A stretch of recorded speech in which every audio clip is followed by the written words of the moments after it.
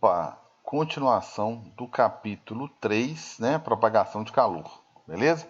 Bem, na verdade eu parei no exercício anterior, o último, eu parei foi aqui, ó, na questão 20 do mesmo capítulo, né, página 23. Próximo exercício ainda desse assunto, porque a metodologia agora é explicar o conteúdo e já ir para aplicação, tá? Resolvendo os exercícios. Então, próxima questão é essa daqui, questão 23, da página 23, beleza? Então, recapitulando aí, eu falei de convecção, condução e radiação, né? Dei um exemplozinho aqui de cada um e fui resolvendo alguns exercícios relativos àqueles três assuntos, né? Então, é meio que teoria e aplicações, né? Resolvi esse carinha aqui também, né? Resolvi alguns exercícios aí, né? E esse aqui foi o último. E o próximo desse assunto, antes de eu mudar o tema aí, é essa questãozinha, questão 23, da página 23 do capítulo 3. Ok? Bem, nós adiantamos muito óptica, né? Por isso que a gente está aparentemente atrasado aí em calor. Tudo bem? A carga horária está reduzida, aí eu peço para os representantes aí. Então vocês decidem qual vai ser essa aula de revisão. Que dia que é a sua mesmo? Oi? Nossa, eu falei. Que dia que... Beleza, Ok. então tá aí a questãozinha que é aplicações das três formas de convecção de energia. Então vamos lá. Um isolamento térmico eficiente é um constante desafio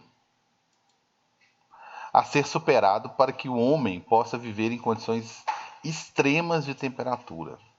Para isso, o entendimento completo dos mecanismos de troca de calor é imprescindível. Em cada uma das situações descritas a seguir, você deve reconhecer o processo de troca de calor envolvido. Esse primeiro capítulo, que é o 3, primeiro capítulo que eu falo do assunto, né? Ele é mais teórico, tá? A gente não faz conta nesse capítulo. Tá? É o próximo que a gente faz umas continhas. Bem, então vamos lá. Questão 1. As prateleiras de uma geladeira. Ah, já que vai falar de geladeira, lembrando aqui rapidamente, olha só, lembra que eu falei? As prateleiras das geladeiras, aí depende do tempo, né? De que geladeira que tá falando. Essas aqui tradicionais, vamos dizer assim, né? Elas eram grades e eram metálicas, né? Porque acreditava que era interessante, porque o metal propaga por condução muito bem o calor. Mas eram grades para permitir que o ar circulasse entre elas. Hoje, a maioria, né, as mais novas é acrílico, então ela dificilmente tem uma fresta entre uma prateleira ou outra, né? Mas ela tem um espaço atrás, que a prateleira não pega aqui da porta até o fundo, não, senão tamparia totalmente. Não, ela é meio que no meio. Então ela deixa um espaço aqui no meio para o ar circular e lá atrás ela também deixa um espaço para o ar circular. E tem um grande diferencial nas geladeiras mais novas, que toda a chapa do fundo do interior da geladeira aqui, toda essa chapa praticamente ela resfria. Tudo antes das verduras aqui embaixo, tá? A parte das verduras aqui não. Mas digamos aqui, ó, essas duas prateleiras, o fundo dessas duas prateleiras fica bem refrigerado, tá? Aqui embaixo não, porque diminuir a temperatura aonde tem verduras, né, ou frutas, faz com que elas se desidratam, né? Elas vão desidratar, ok? Beleza, vamos ver de qual geladeira que eles estão falando então. As prateleiras de uma geladeira doméstica são grades vazadas, ótima, mais antiga, para facilitar fluxo de energia térmica até o congelador. Então, para que permita as correntes de convecções, já acabei entregando, né? Para que tenha as correntes de convecção, nós precisamos, né, de grades, né, vazadas, como ele colocou aí, né, para que o ar circule perfeitamente. E eu não bloqueie essa troca de calor através de correntes de convecção. Então, eu estou aí então entre as duas últimas. Beleza. Então, essa daqui eu já identifiquei que é convecção. Beleza? Item 2, o único processo de troca de calor que pode ocorrer no vácuo é radiação ou irradiação, né? Que é o único que não, muito bem, é o único que não necessita de meio material. Vários outros exemplos, né? Esse aqui pegou o clássico, né? Por exemplo, entre o Sol e a Terra, né? Mas eu estou na frente de uma lareira, por exemplo, eu estou na frente de uma chama de fogão, né? Eu estou na frente, então o único jeito de eu receber calor é por irradiação, porque a energia irradia, né, em todas as direções, tendo meio material ou não. Então seria radiação. Então eu já tenho minha resposta aqui, né? Mas, terminando aqui, item 3, no item 3, eu tenho em uma garrafa térmica, eu não falei de garrafa térmica ainda, né? É mantido vácuo entre as paredes duplas de vidro, né, para evitar que o calor saia ou entre por elas, né? Ou entre, né? Beleza. Essas paredes duplas, né? É mantido vácuo entre as paredes. Se você está mantendo vácuo entre as paredes, você sabe que a irradiação não está nem aí, ela passa numa boa. Mas então você está tentando o quê? Você está evitando fluidos, né, ou gases, né, ou o próprio contato sólido, né? Então você está evitando condução, porque você colocou entre as paredes vácuo para que não tenha o contato físico, ou seja, para que não tenha condução. Então, as identificadas aí, né, as formas de transferência de calor identificadas aí seriam essas: a movimentação do ar ou de qualquer fluido, convecção. A propagação, mesmo não tendo matéria, né, sendo no vácuo, radiação ou irradiação. E quando eu estou no vácuo, não tem condução, né? Então foi para evitar que o calor saísse aí por condução. Tranquilos? Bem, então eu consegui colocar pelo menos 3 exercícios sobre esse assunto para que fixássemos melhor, né, a teoria e de imediato já percebesse a aplicação, né, do conteúdo aí. Beleza? Sim. Então tá aí. Né, tirando sobre propagação do calor no que se diz sobre as correntes de ar. Aqui eu estou falando de convecções também, tá? Uma aplicação, né? Um desenho até parecido com os meus, né? Mas eu peguei na internet, tá? Parecendo os desenhos que eu faço. Esse aqui, né? Até o resto tá bem feito. Então, que são as brisas marítimas, tá? Então, o que acontece aqui? O litoral aqui, então, correntes de convecções. Eu tenho aqui no litoral, durante o dia, tá? Vamos analisar o dia aqui. Durante o dia, eu tenho uma incidência absurda de energia. Esse conteúdo ele vem agora, mas ele fica melhor explicado lá na frente, tá? A gente vai pegar bem teórico como ele fez aí no material de vocês. Então, durante o dia, eu tenho a areia aqui sendo aquecida, tá certo? A areia sendo aquecida e a água sendo aquecida, recebendo do sol a mesma taxa de calor, recebendo o mesmo calor aqui bonitinho do sol. Bem, o que acontece? A areia, né? A gente não precisa ir no litoral para saber que qualquer areia a gente já percebe o quanto ela aquece, né? Eu falei de litoral, né? Por causa da abundância de água aqui. Mas qualquer quantidade de calor, a areia já aquece. Né? Meio-dia você mal consegue andar em cima da areia aqui. E a água não, a água demora a aquecer. Para você aquecer a água não é fácil. Então o que acontece? Como a areia aquece muito rápido, né? É a primeira a aquecer, né? E a cor mais clara, ela acaba o quê? Refletindo grande parte do calor, né? Aquecendo, refletindo um pouquinho, né? Em todas as direções aqui, e aquecendo bastante e aquecendo o ar em volta dela, né? Próximo a ela aqui. Então esse ar que está mais quente, né? De maior temperatura, né? Sobre a areia, vai subir, né? Consequentemente, como esse ar vai subir, né? O ar que está em cima da água vai demorar muito para aquecer, né? Então ele vai ficar com a temperatura menor durante um certo tempo, né? Que é a temperatura da água, beleza? Colocar de azul aqui a temperatura da água, certo? Então o ar está mais denso. Quando esse ar subir, quem vai ocupar o lugar dele é o ar que está em cima da água. Então vai gerar uma corrente de convecção, como vocês estão vendo aí, né? Que o ar vai subir e vai vir um vento do mar aqui, ó. Vai vir um vento aqui, ó. Que é o que a gente chama o que a gente chama da brisa litorânea. Então dá um ventinho aqui, né? Agradável aqui, né, da água na direção do litoral aqui, certo? À noite eu tenho uma inversão, né? Por quê? Eu falei que meio-dia você não anda em cima da areia, mas 6 horas da tarde já esfriou. O sol baixou, você já está andando aqui, já está esfriando já a areia. Então, a areia, quem aquece muito rápido, isso vai ficar mais claro para mim no próximo capítulo, mas quem aquece muito rápido também esfria muito rápido. Agora, quem demora, como a água, né, demora muito para aquecer, demora muito para esfriar. Essa é uma propriedade que a gente vai estudar lá na frente. Beleza, então a noite inverte. Por quê? Quem passou o dia todo absorvendo calor foi a água. Tá? Como eu não tenho mais a fonte de energia que é o Sol, eu não tenho ali, né, incidência dos raios solares ali, o que vai acontecer? A areia esfriou, tá certo? Agora a temperatura menor é a da areia. Então o ar frio agora é no litoral, certo? E o ar quente está em cima da água, né? Então o ar quente vai subir, quem vai ocupar o lugar desse ar quente que vai subir em cima do mar aqui é o vento, é o ar frio. Ou seja, então o vento agora vai mudar o sentido aqui. Então, esse vento nessa brisa. Então, durante o dia a brisa vai tocar do mar para a areia e à noite da areia para o mar.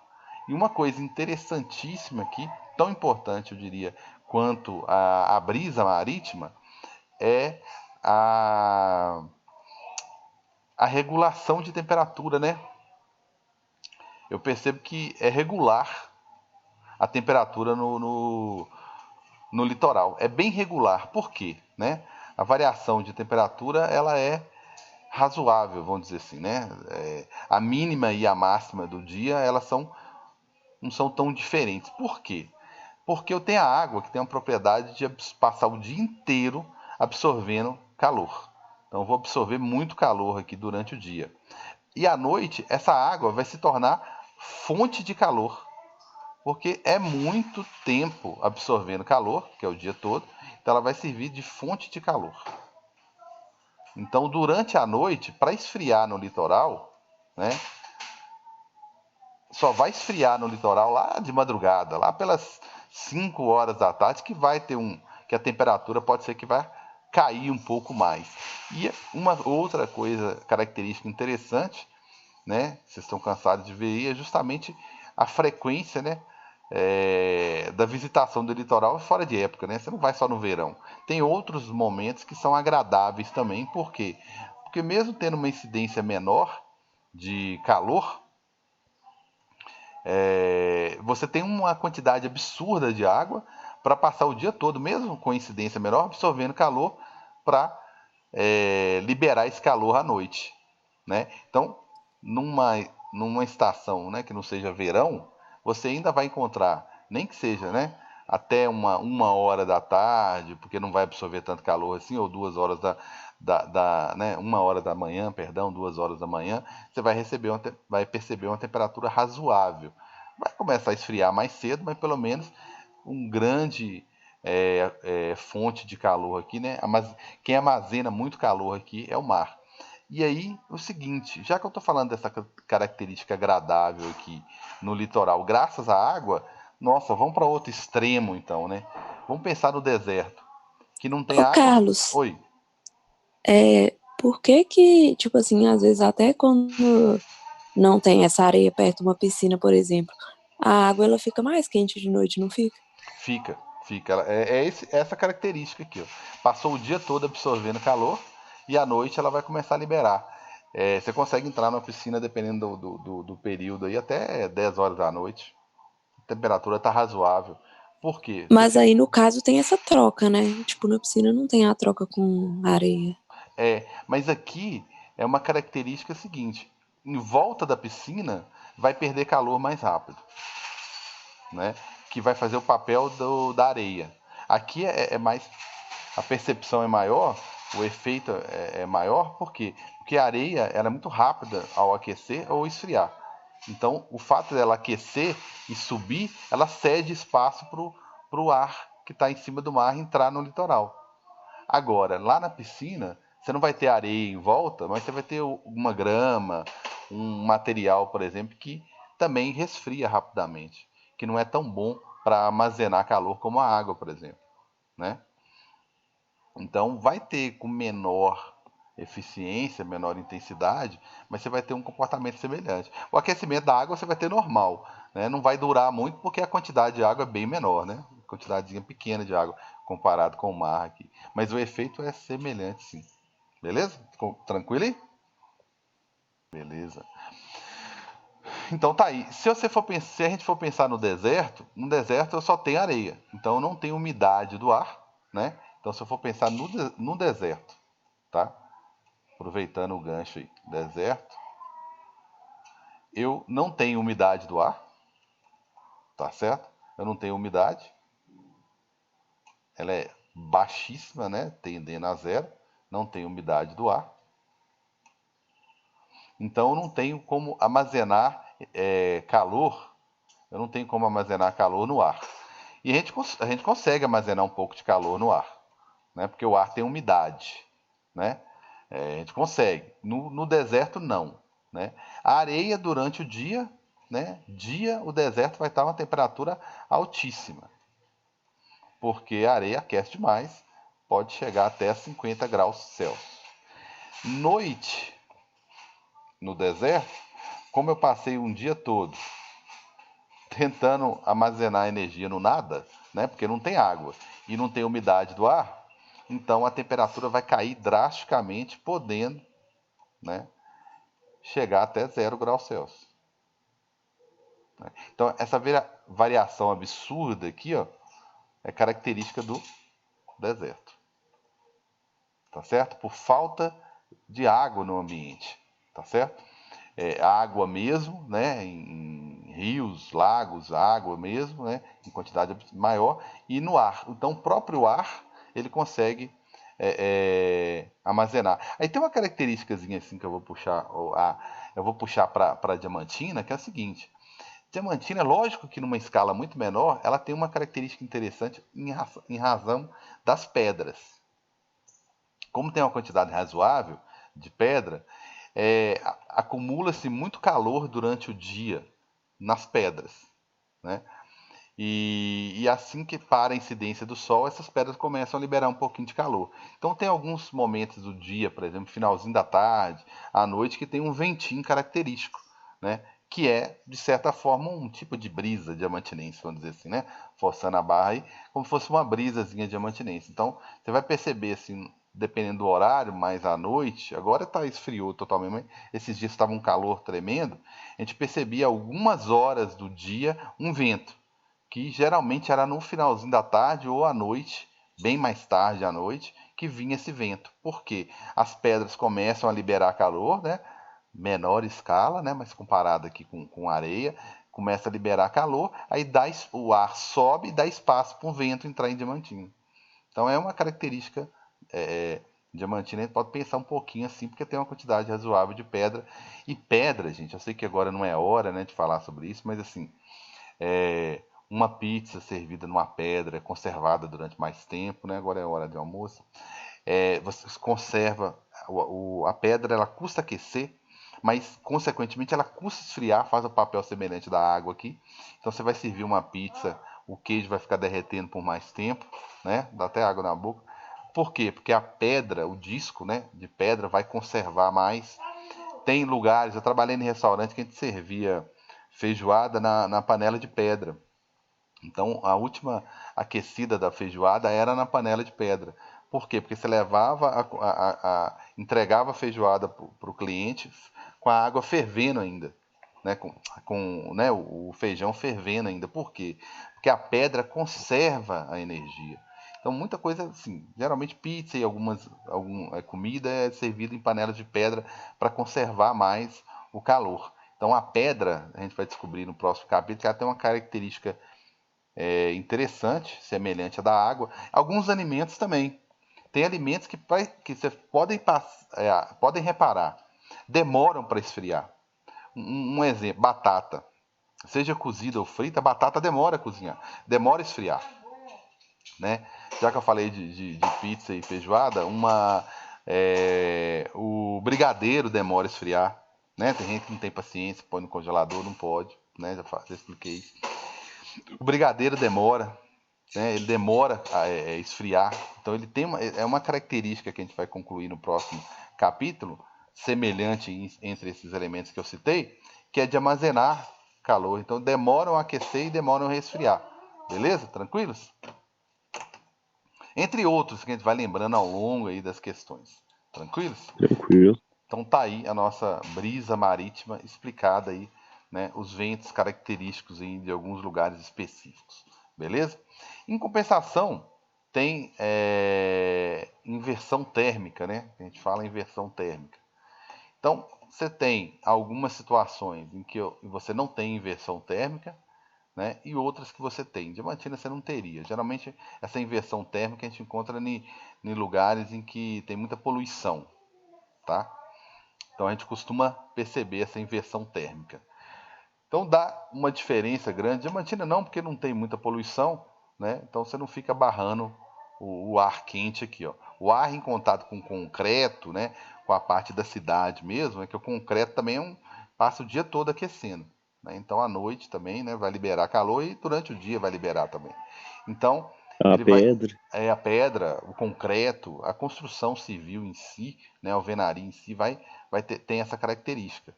Né? A gente percebe, às vezes, dependendo da parede da sua casa, que bate mais sol, que aquece mais, aí no finalzinho do dia ela permanece mais quente durante um certo tempo. E a inversão térmica é justamente isso. Às vezes alguma camada de ar, né, que está mais frio, ela impede a saída do calor ali, né, e bloqueia um pouquinho o calor aqui, ó. Né? Então, essa inversão térmica que a gente fala é quando tem algumas camadas que impedem a movimentação ou a subida do ar quente e o ar quente, em vez de subir, ele vai ficando preso ali, né? Devido a alguma camada pesada de ar que está ali em cima, alguma camada superior de ar frio impede a chegada do calor ou às vezes a saída, né? Aqui no caso ele está mostrando a chegada do calor, o calor não consegue chegar, fica o ar quente aqui em cima e ele não entra na cidade. Tá? Tem uma característica interessante também, quer ver? Então, essa inversão aqui é muito característica, né, e muito comum acontecer. Tranquilos? Ah, sim. Na região aqui, como a gente tem uma região, a gente está próxima a uma das maiores florestas de eucalipto facilitar até do planeta, né? São quilômetros e quilômetros de eucalipto. Tem muita carvoeira, né? Fornos que queimam esse carvão, né, que produz esse carvão, na verdade, né, que queima madeira para produzir o carvão. Bem, então quando você sai daqui para Turmalina, né, tem Tiago aí, e Isaías para não deixar eu mentir, é muito comum, você vai no sentido Carbonita, Itamarandiba, Turmalina, Capelinha, dependendo do horário, geralmente à noite, o que acontece? O ar frio, né, da noite, comum, né, da noite, impede que a fumaça que é produzida na queima da madeira, quando está produzindo o carvão, suba e se disperse na atmosfera, como acontece durante o dia. Porque tem fone que não desliga, não, é o tempo todo ligado, aceso, perdão, né, o tempo todo. Só que durante o dia essa fumaça vai embora, né, porque o ar está todo quente, a fumaça também ela vai embora. Não tem impedimento, mas à noite, que acaba a nossa fontezinha aqui de luz, né, ela vai aquecer outras regiões, ela cria essa camada de ar frio aqui em cima que impede a fumaça, né, de subir. Então, às vezes, você vai viajar à noite nessas estradas aqui próximas, né, pro lado, que como eu disse, Capelinha, é um nevo, parecendo um nevoeiro, na verdade é uma fumaça, né, um cheiro característico, você percebe que não é um nevoeiro, né, você vê que incomoda, né, tem gente que quem tem problema respiratório, então você vê que é um cheiro de fumaça, né, e não dispersa, não. Fica no caminho, atrapalha mesmo, né? Então é um dos fatores negativos aí, né? Tem os fatores positivos para a economia, né? Mas tem os fatores para a saúde aí bem negativos, beleza? Mas aí tem a ver com a nossa, eu diria que seria mais uma questão de SASE, né? Porque é da região, uma característica da região que está relacionada à inversão térmica. Eu acharia interessante. Para um Enem não, que Enem é mais nacional, embora as queimadas, características da Amazônia, né, provocaria essa tem cidades que crianças estavam tendo que inalar oxigênio praticamente todo dia, né? Por quê? Ué, a fumaça cai sobre a cidade e não sai, né? Principalmente à noite. Beleza, então vamos lá. Estufa. Estufa é uma coisa interessantíssima. E o que não é em física interessante, né? Mas estufa é estufa e carro. Né? Você parou o carro assim, meio-dia. Você não precisa ter uma estufa bacana pra você perceber isso. Parou o carro no sol. Não, você saiu do colégio ali meio-dia, meio, o interior do carro tá pegando fogo. Por quê? É uma característica que tem no vidro, né, presente no carro e na estufa, que é o seguinte: ele é transparente à radiação, à energia, então a energia entra dentro da estufa. O que não consegue passar pela estufa é o calor. Tá? O calor, o infravermelho, o calor não consegue passar. Então passa todas as radiações, menos a infravermelho, o calor. Então o calor não entra, né? Mas entra o resto. Então qual que é o problema? Entra o resto, tá vendo de azul aqui entrando? Entra o resto. O que acontece? Vai refletir radiação que entrou aqui do Sol para tudo que é lado. E o problema é que tem algumas estruturas aqui que vão aquecer com as outras energias do Sol. Então, através das diversas ondas que vêm do Sol, energias que vêm do Sol, né? Bem, então, finalizando, né? Dando sequência aqui. Finalizou porque finalizou a aula ao vivo, né? Então fica a aula gravada com conteúdozinho de 2, 3 minutinhos a mais. Bem, então, incidiu todas as radiações aqui. O ambiente que vai receber diversas radiações e vai aquecer. Está recebendo energia, vai aquecer. Então, o calor característico do interior do carro ou da estufa aqui, né, é produzido aqui dentro, que é essa de laranja aqui, ó. Então, é produzido esse calor aqui dentro e esse calor tenta sair, sai irradiando para todas as direções aqui, tenta sair, não consegue, olha só, olha o de azul aqui. Ele meio que representou meio que uma ondinha, ficou bacana a representação. Então esse calor que é produzido aqui dentro não consegue sair. Algumas ondas saem, né, que ele chamou aqui de ondas longas, está relacionado com ondas aqui, ele falou ondas curtas e ondas longas, depois a gente vai discutir. Curtas porque as voltinhas aqui estão mais próximas, longas essas de vermelho porque as voltinhas estão mais distantes, né? A gente vai estudar isso depois em ondas, né? Essa lombadazinha aqui está mais distante do que essa daqui, do que essas aqui, ó. Essas aqui estão mais próximas, ó. Então a gente chama de ondas curtas, a gente vai ver que é comprimento de onda menor, e essas aqui são mais longas porque o comprimento de onda é maior. Então algumas ondas entram perfeitamente, outras saem, né? Que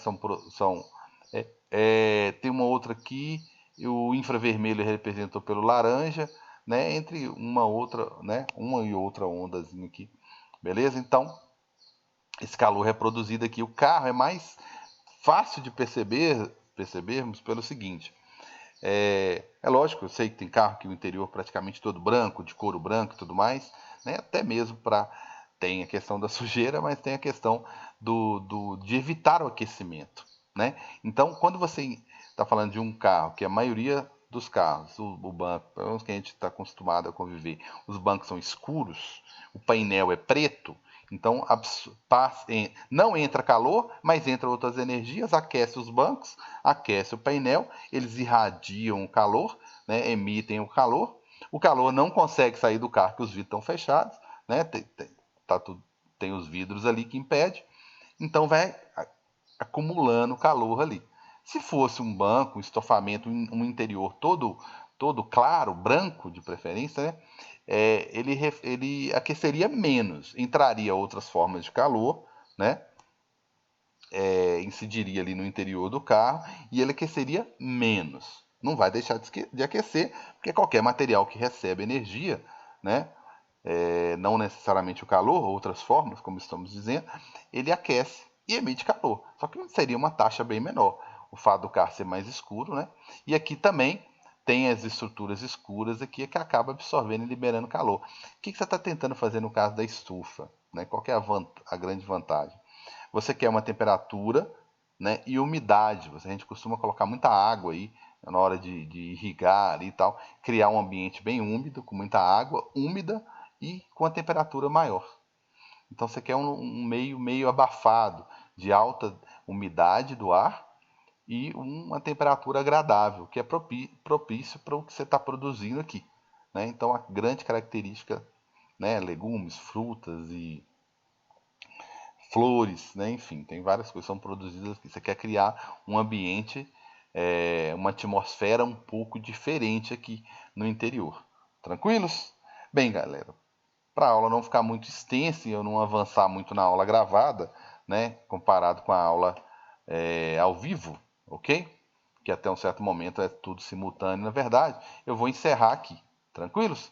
Próximo conteúdo, que é o que eu vou iniciar na próxima aula, seria uma aplicação, né, digamos assim, das formas de propagação do calor aplicado à garrafa térmica. Aí eu vou falar